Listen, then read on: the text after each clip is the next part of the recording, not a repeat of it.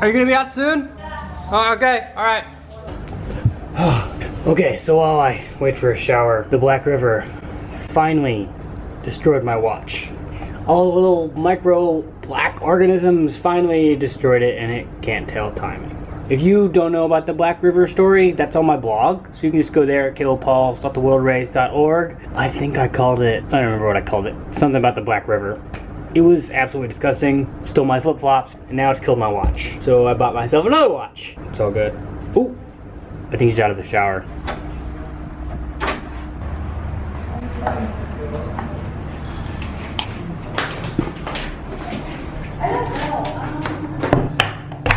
Woo! There we go. The lack of personal space is starting to get to me. I've been with these people constantly for going on 2 weeks. And I'm super glad that we found this place. Be here like maybe a week, possibly more. But I really haven't had a rest day. And today is our rest day, and I don't really know what that means yet. I really don't know how to take a Sabbath. It feels like in America we have a culture of scarcity. Right? There's never enough time to do everything. And so, to get anywhere, you gotta hustle. And back home, I did everything I possibly could to get myself ahead. I worked 2 jobs, 7 days a week, for like 7 months straight to prepare for this trip. I really don't know how to stop. And it's affecting my personal relationships with my team. Because if I don't know how to rest, I really wear myself out completely. And yeah, everyone's trying to do everything at once here. Oh, excuse me, my bad, I apologize. Yep, that happened. All right, yeah, so when I don't know how to rest, it kind of affects my mental processes and more importantly, my mood. Because then I get short with people and I get crabby. Well, relational problems then happen. That's what I don't want to happen. And I can't help people best if I don't actually, I don't know, it's one of those things about the oxygen mask. Make sure you put yours on first before helping someone else. And I have not been doing that. And it's been bad. So how do I rest? And what is rest? So what does it mean to rest for me? How do I do that? At least on my race, we have this thing called journey markers. So every week we get sent a prompt, a question, try to dig in what's going on in our own lives and just kind of process it through. This latest one was about testing yourself, finding what you're struggling at and finding a way to push those limits, to get uncomfortable, to grow and push yourself. When I got to me, and was talking about it with my team, what I said was actually, the word that came up was acceptance. I have trouble accepting myself because I don't feel like I'm enough, and so I have to constantly keep working, which gets back to that hustle aspect, right? Hustle, hustle, hustle, because I'm not enough, so I gotta keep going, and then I wear myself out, and then everything I do just kind of goes downhill. So the test that came up for me is every day I have to do nothing for 2 hours. 2 whole hours. Includes like a quiet time area, like listening to a podcast or something, just filling myself back up. I will let you know how that's going for me. Oh man, because it's a rest day, and so since we don't have any meetings today, we're about to go bowling. And Brooke's favorite thing is bowling, so this should be pretty interesting to watch.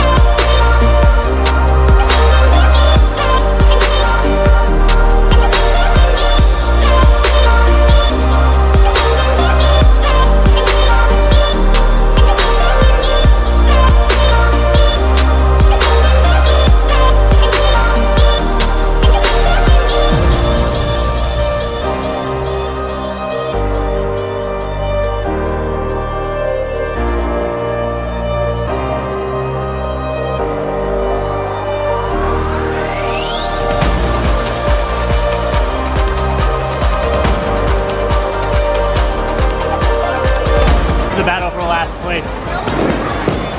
I got this.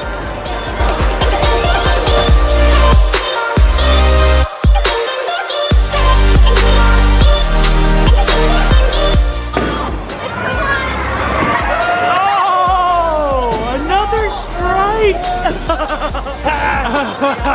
One more time.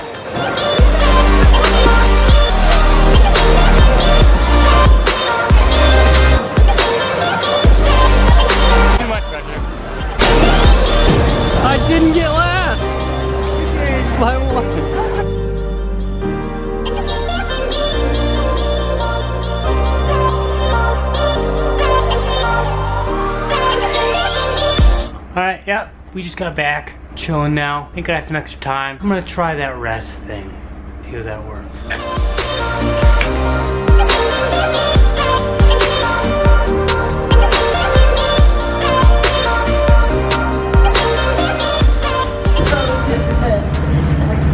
Okay. We're gonna read food. Like, okay, here we go. So over the next 11 months, I wanted to read through the entire Bible. I thought it'd be fun, instead of just reading book by book, I wanted to read the historical, contextual ways. The Bible in the way it actually happened. Because, you know, some books are parts over there, and then parts over there, and then parts over there. And so I found an entire list on the thing called the internet. Basically, it starts in Genesis and then goes to Job about halfway through. And so I start reading Job, and right off the bat you get hit with, the adversary comes up and says, hey, you know, I'm just hanging out, like no big deal, and God was like, hey, you should go find my friend Job. And that really got my brain kind of moving, which is awesome because I feel like my brain has not been working for the longest time.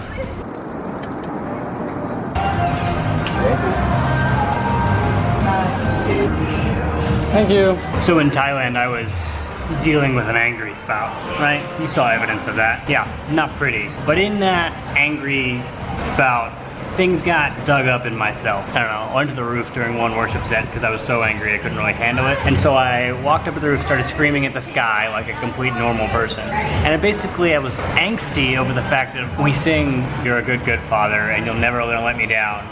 But everyone I look to who has been like a major Christian icon or like representation of what it means to be a good Christian has been completely wrecked, completely destroyed in every human way possible. So how can God still be good while allowing us to go through all of this suffering? But yet here I am, reading Job on a dumb little kick I'm on, and the first thing that pops up is like bad things happen to us and it's not God's fault. Plus being in Thailand where everything's on this karma kick where bad things happen to bad people and good things happen to good people, that was just caught in my brain, right? It's that law, it's that universal law of what you sow you reap, and that's all what Job's friends were saying. Bad things happened to him because he was bad. But that wasn't it. So the question is, what does it mean to be a good father? Bye! They're gonna try to go get an HDMI cord because we're gonna watch a movie tonight. The Grinch! Christmas! Okie dokies. So like I said, my brain has started to work again. So I was reading in Brene Brown's book, Daring Greatly, right? It talks about basically vulnerability and shame and the human connection between all of us, that we all are sharing in similar experiences, and the power is in sharing in those experiences. In the latter half of the book, they talk about parenting, right? Because now we know all this stuff, so how do we relay it to the little ones, the little people, little humans? And she talks a lot about not sheltering kids from pain, letting them go through the hard stuff and then being there for them in that and teaching them that they have their worth and value and that they can do it and that they can keep going and that they are worthy of daring greatly again. Life is hard, like bad things happen. To realize that when bad things happen, it doesn't affect our worth. So when I was chewing over that, I realized that like God allows us to go through rough patches. It allows us to relate to other human beings on a very spiritual human level. I guess that's a life worth living. One that can be a testimony, an example, a beacon of hope for other human beings out there to say, bad things happen, but watch me get up, because my value doesn't necessarily come from what happens to me, but from who I am. I'm always loved and always cherished, no matter what happens. And I think that's the major lesson there, at least for me. Did you get one? Oh, look at that. You should subscribe. You should hit this button. All the cool kids are doing it. Okay, movie time. And food time. Yeah.